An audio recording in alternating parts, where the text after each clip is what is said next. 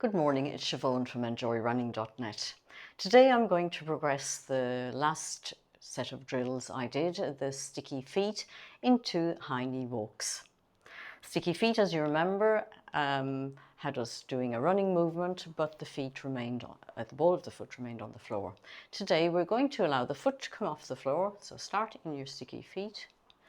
And now we're going to bring the thigh of the moving leg up to parallel with the floor. The opposite shoulder and arm are coming forward, and that goes down, and we reverse so that the other thigh, the left one in this case, is coming forward along with the right arm and shoulder. So we're using that crossbody spring, compressing the left hip to right shoulder and elongating the left shoulder to right hip. And we keep doing that. This is a drill you can do without warming up particularly, just so long as you've been relatively active in the recent 10-15 minutes, and it's not first thing in the morning when you might be quite stiff. I'm going to turn sideways now so that you can see this from the side. And then I'll explain a little about why we do this drill, because it's important to understand that drills aren't just done for the fun of it. We do them to reinforce good movement skills, and in this case related to running.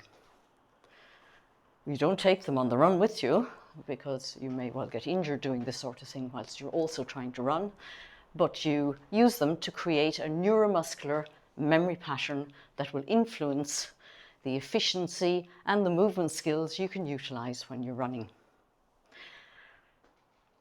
A key point of this drill is that, like the last one, it utilizes that crossbody sling, but this one is a little bit more progressive, so it is encouraging the core musculature to really get involved in helping to create what is a larger movement. In the first drill, the knee only came forward a little bit, the leg didn't have to come off the floor, so clearly the core musculature wasn't having to work so hard.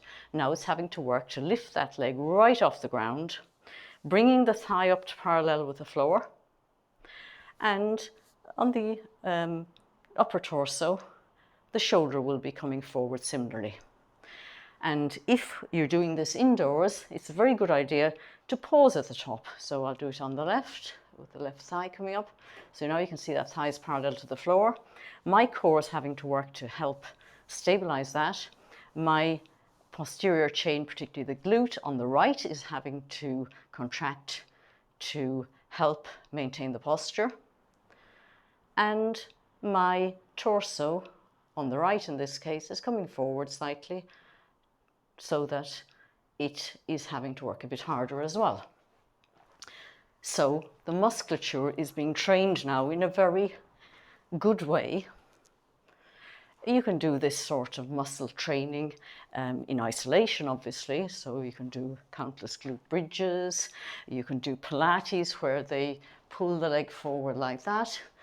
But I believe that if you wish to utilize movement skills properly for the purpose of your sport, you are better making that muscle usage as close as possible to the actual movement required in the sport.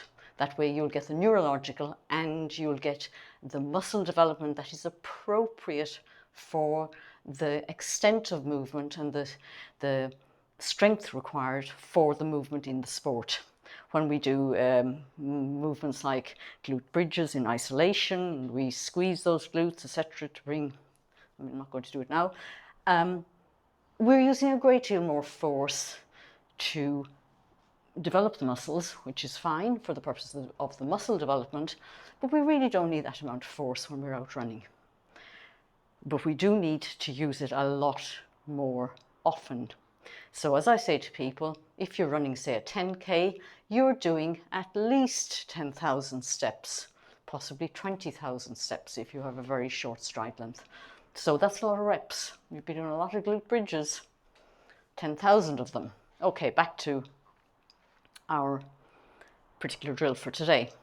Key things to do for this is to remember to stand upright. What we're looking for is a straight line from the head through the shoulders, down through the hips and through to the heels. So when you do the movement, I'm doing this flat-footed, so your feet, the standing leg has the heel on the floor. You maintain that upright posture. You don't allow yourself to collapse in the middle. That will mean that if you're able to bring that through into your running, you will help cure the sit, the dreaded sit. I will return to this in another video. So make sure that you're standing nice and tall when you're doing this. In endurance running, we really don't want the hands going too far ahead of us, because after all, we're not sprinters. So when you're bringing the arm through, bring it in front of you. But really your fist shouldn't be going much above your chin, really. So you're doing that sort of a movement. And your hands shouldn't be that far in front. They should be relatively close to your body. And as you get better, you will be able to do this. So there's only about 6 inches gap. You need that 6 inches just to maintain your balance, because we're doing this statically.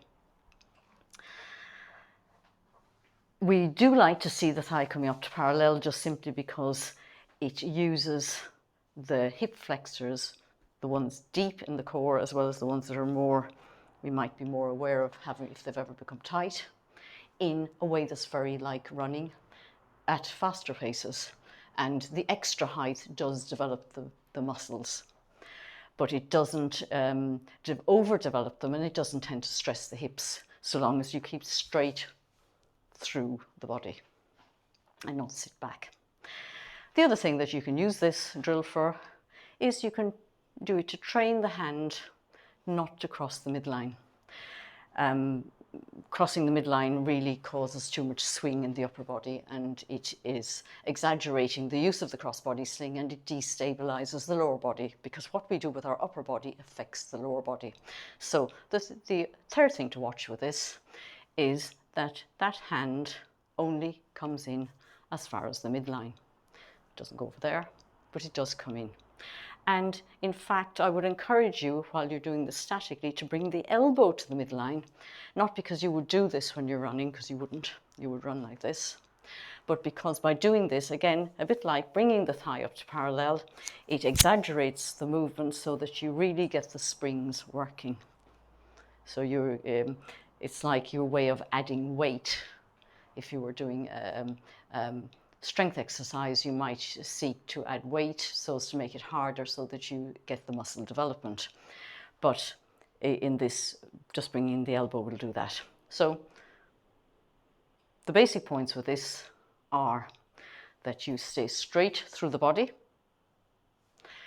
that you bring the opposite leg to the arm, so you're using the crossbody sling, so the left arm is working to the front along with the right leg, and the right leg, the left leg with the right arm, that the hand doesn't go too far in front of you,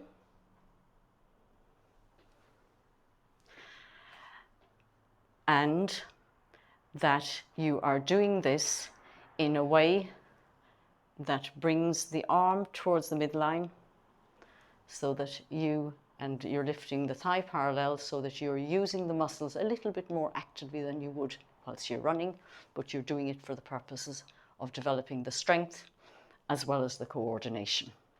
Hope you enjoy that. See you next time.